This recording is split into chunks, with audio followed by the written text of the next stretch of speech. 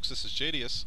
And this is Baeus. And we're in the Wood League, and so are you. And today we've got a treat, actually a couple of games featuring Fruitseller, who recently just finished winning the GOMtv Open StarCraft 2 Open Tournament Season number 1. I think he pocketed about $88,000 American in Korean currency or something like that.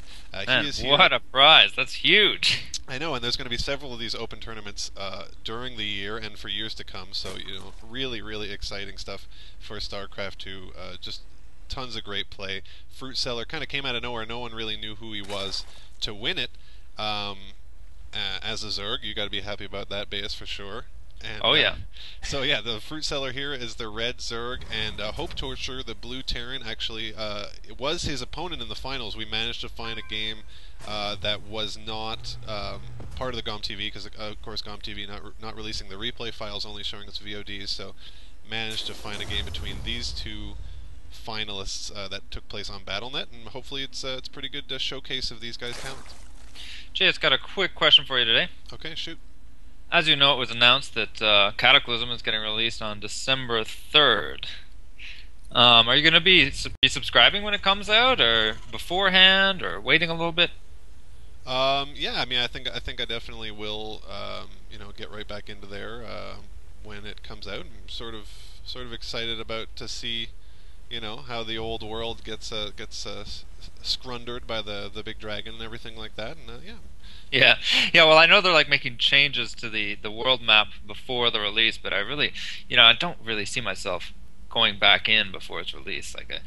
Just to see scenery, you know what I mean? It just doesn't work for me.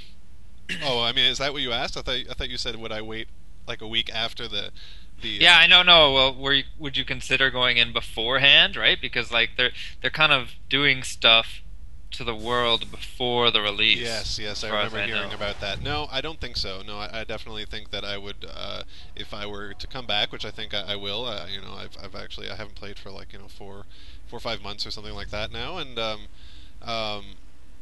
yeah, I mean, I wouldn't do it before the actual expansion dropped. Yeah, HopeTorture actually not scouting here, and that will get Fruit Salad's expansion completely undiscovered at this point in the game. Yeah, I mean, as a Terran, I often assume that a super fast expansion is going to come out for the Zerg. Maybe that's kind of he's working under that assumption right now, thinking that maybe scouting is a little bit futile for him. Yeah, this map has such a long scouting walk that you gotta do. I mean, that's also definitely a factor. But yeah, it looks like this expansion is going up real quick, unnoticed. It'll be just a really smooth transition to a fast expo for Fruitseller. Yeah, getting a queen out very quickly there at that expansion. Going to try to get it up and running as fast as possible. But I mean, pretty standard play from the Zerg here. Nothing totally out of the ordinary. Looks like workers being transferred, and as far as production goes, not really any offensive units to speak of. A couple of Marines coming out here for the Terran, but probably being used to push off the Overlords. And a command center, actually a second command center being made out on the bottom ramp for HopeTorture. Yeah, I like that positioning of the command center. It's at the bottom of the ramp, which means the Zerg is not going to be able to see these Marines unless he destroys either the command center or the barracks. And he's not going to be rushing, so it's not going to be a factor. But I like that positioning. I like that bottom of the ramp block. Slightly later scouting here for HopeTorture, so probably figuring that as far as Zerg is concerned, the more surprise tactics, the Banelings, the Mutalisk rush, and all that stuff is going to happen around this point in the game. Zergling's coming out now for Fruitseller, so he's going to take care of that scout. But I think that HopeTorture saw enough. Except that the Baneling Nest, the surprise tactic, the Baneling Nest, is actually being morphed, hatched, birthed, whatever you want to call it, at the expansion, and he would have missed that. Yeah, Hope did not see that expansion at all. He's got to assume that one's up, but it just seems strange to me that he didn't walk in there and check it out.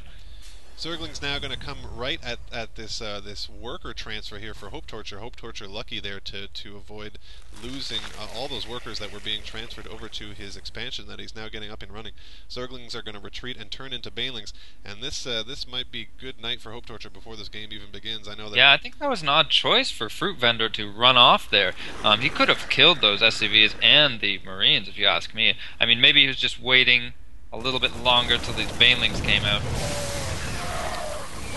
That's going to be a devastating hit with banelings. These Marines are going to try to escape, but these Zerglings have their speed upgrade, and there's no escaping from them.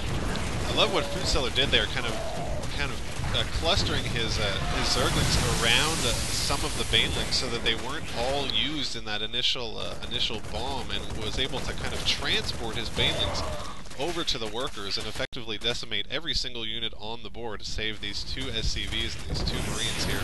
And HopeTorture just totally out of it right now. Yeah, it looks like they're having a bit of an end-of-game discussion. You know, possibly HopeTorture talking about the way he feels about Zerg these days. Yeah, we're going to have to learn how to read Korean one of these days. But for now, we can only speculate that there's a lot of smack talk going down and between these two players.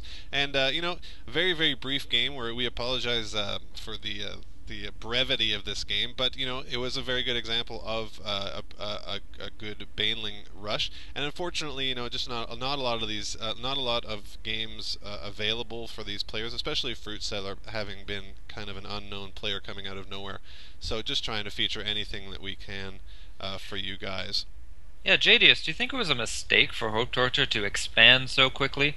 It just seemed like he did not have the defensive units, the army units, that he would have needed to defend against such a large Zergling and Baneling rush. Yeah, absolutely. I mean, he might have been able to handle something other than a Baneling bust, but I mean, you got to figure that at least 50% of the time, as a Terran, you're going to see a Baneling bust, in this situation, a Baneling rush at least. And I don't know. I mean, he was just totally unprepared. Had a few Marines lingering around. Was trying to do a fast expand.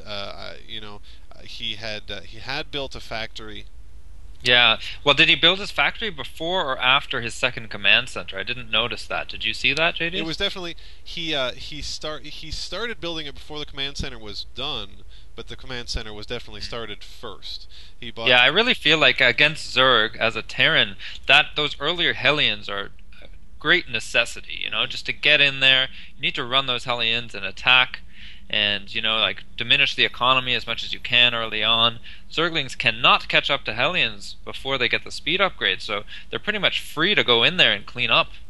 Yeah, absolutely. I mean, it was not HopeTorture's best moment, but he did. These two players did manage to make their way all the way to the finals of the GOMtv StarCraft Open Season Number 1. Of course, Fruitdealer winning that tournament, and we will have another game coming up featuring Fruitdealer versus the Korean programmer Bleach, who is a Protoss. So we'll get to see Fruitdealer versus a Zerg, and we'll get to see him versus a Protoss. Like I said, we apologize for this game being so brief. We'd love to showcase, you know, these guys' talents in full effect on a long game, but we got to work with what replays we can find. And so, on behalf of myself, JDS, Bayes, and the Wood League, we thank you for tuning in, and we will see you folks next time.